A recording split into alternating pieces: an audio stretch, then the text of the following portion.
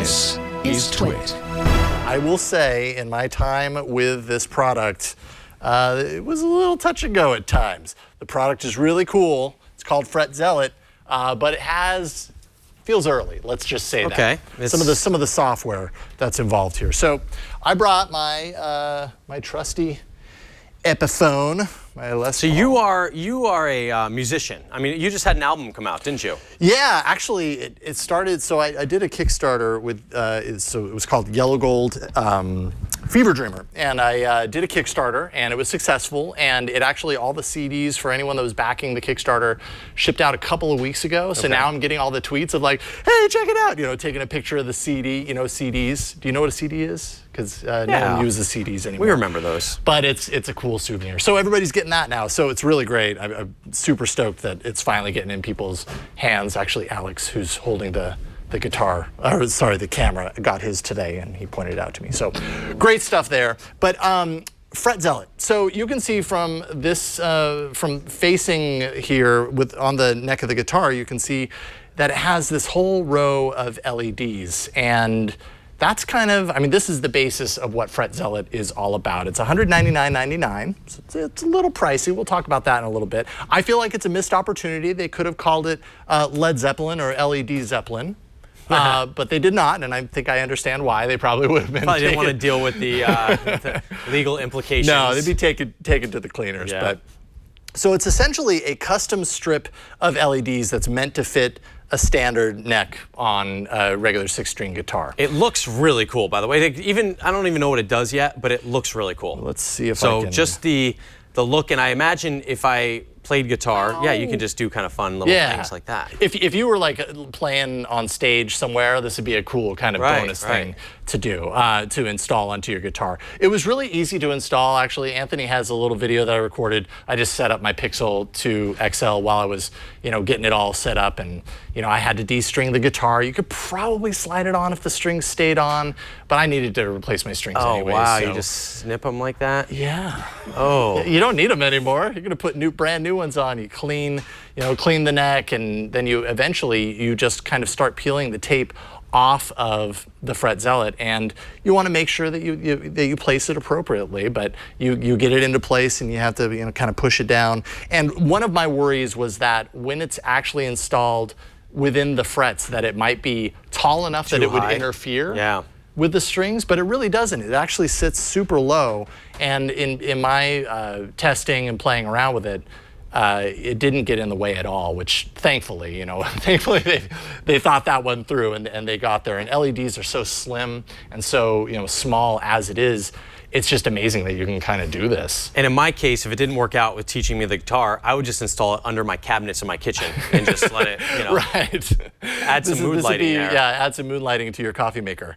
So you can see, so basically it's the strips of LED, and then you can see up at the top that, well, this is a little capo, so this is how you snap the electronics to the headstock of your guitar. You can actually just screw it in, plug it into that little plug that you see there, and then in that you're looking at almost right now, that's the battery pack. You have that charged up. It kind of mounts to the headstock of your guitar, and that's where the brains are.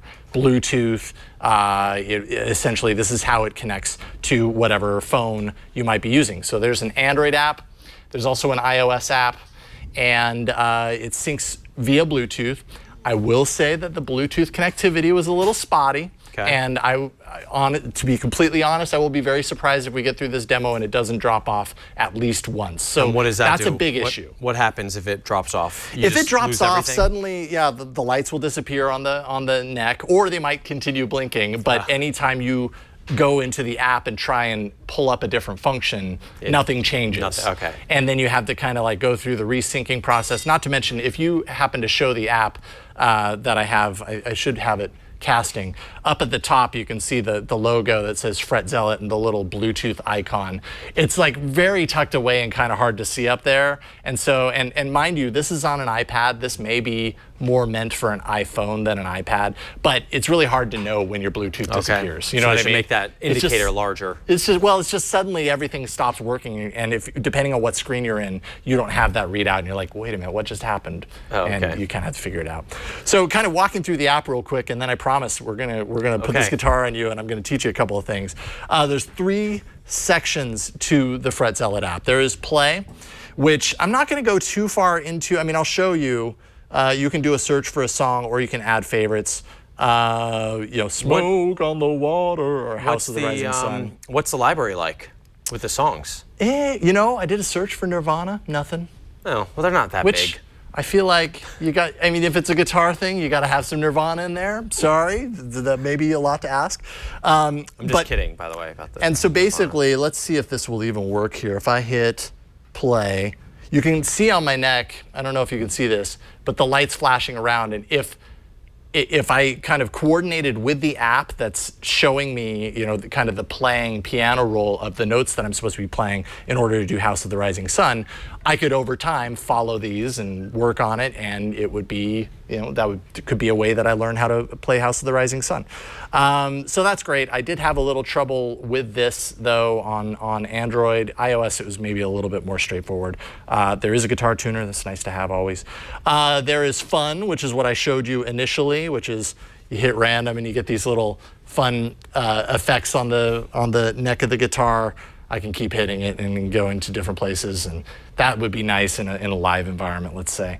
But learn is, I feel like, the strength, the real kind of the reason that you might want to do this. If you've never played guitar before, you can jump into learn. And even for me, as a guitarist, I could see pulling up like a scale or something along those lines in a song that I'm working on that I maybe don't have, let's say, a lead break figured out on or whatever, and it will light up all of the frets on all of the strings that fit that key. So then I could really kind of fake my way through it and only hit the things, that are in that key, right? You could fake your way through it and feel like you're coming up with something. So I'm going to show you. That's what I'm doing on this show today. Exactly. Fake it till you make it. Yeah. That's what they say. So I'm going to show you how to create a scale here, or how to play a scale. You've never played guitar at all whatsoever. We've got sound, right? Okay. Right now it's just kind of doing the little flashy thing. But if I was to hit E on here, let's go to E and E major, sure. So I'm in E major, I'm only lighting up the first string, right? And what you can see there is if I wanted to do the E major scale, it's open to that fret, to that fret, to that fret. It lights every fret that makes up that scale. Okay. And you were playing around, I'm gonna hand this to you. I'm getting nervous. Yeah. I knew this guitar was going to come this way. We already talked earlier about how demos on TV never go as planned. Put this on over here. Yep. Okay. Okay. Arms here. There. Okay. Here's a pick if that makes it easier. This is the coolest I'll look, so let's get a good shot right now. Okay. This is the first time that Rich has played guitar. That's the best I'll look for the rest of this segment, so okay. All right, so if Fret Zealot was not on here and I said, hey, Rich, why don't you play me an E major scale on the first string? You'd be like, I don't know. You'd be like big question mark over your forehead. But because you have Fret Zealot on here, you can play it. This basically means finger off, because this is like open. So first of all, play the open string. The first string open, which means no finger on it. Yep, and now follow the lights. Yeah, you skipped one, but that's okay. Oh, I skipped one? Yeah, that's all right. I thought it sounded a little tuney. Hey, you did it. You did it. You did the E major I don't hear a lot of clapping scale. in this room, so clearly. I mean, honestly, day one may not impress your friends with this Fret Zealot, but maybe after a while. Here's the deal, though. When it comes to something like learning guitar, if you've never played guitar before, if I was to sit down with you as an instructor and you were the student, you'd be really I'd be like, let's do, the first thing that we're going to do is an E major scale on the first string. There would still be a lot of confusion, right? Not having those lights there, it ends up looking like an infinite mass of lines on the fretboard, and you aren't going to know where to go. This at least gives you a direction. It gives you a guide to follow. right, give me Stairway to Heaven. Let me try it. Okay, I'm sure it's in here, but I'm afraid to go into that section of the app. I want the app to continue working. All right, so you now know how to do a scale, and it's a pretty basic scale on the first string. Now we're going to do a chord. All right, there's more. This is where things get a little complicated because a chord. Do we have our first crash? We have our first crash. Okay. Let's see if we can get resynced with Fret Zealot. It says crash detected. I'm not going to let them know.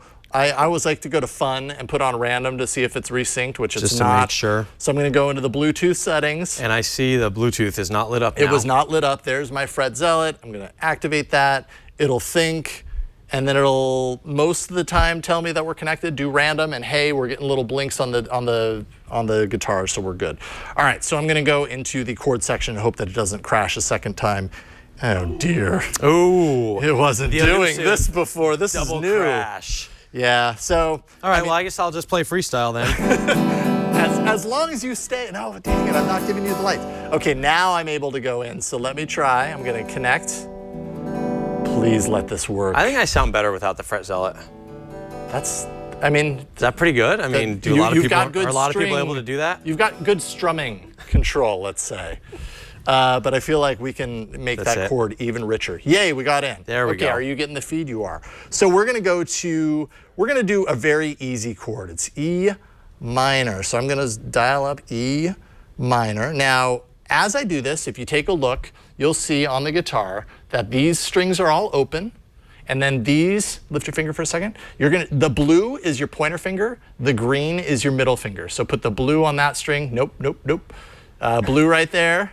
And the green right there. Basically, this is the fret that you're trying to push down on. Oh, so it's got two, I see. Yeah, so it's a little hard because they're close together. That's a little trickier for sure. And now I strum those two? Strum them all. Oh. Hey, all right. That sounded really good. Didn't that sound amazing? You're like almost Jimi Hendrix. If I switch this to major, see? I just added that. That was not. I know that. That was extra. You're feeling the rhythm though. You're feeling the music. I'm feeling it. All right, so now you've got your pointer on the blue. Okay. Your ring finger on the green.